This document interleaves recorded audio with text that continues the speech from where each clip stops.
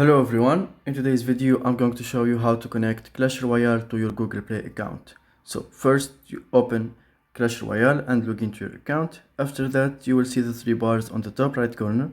You click there and you will see different options. You are going to choose settings and then you will find here, as you can see, for me I already did connected to my Google Play account, but you will find the button connect. You click there and just you type your address email to connect it, and that's it. You will have an account. And for example, if you already have a connection and you want to change it, so when you click on connected button and you will see here your profile, and on the top right, on the top left corner you will see the gear icon. You click there and here, as you can see, you will see logged in with the email, and of course you can change it there to any Google Play account that you want to change, and that's it. Your account will be automatically backed up, and that's it.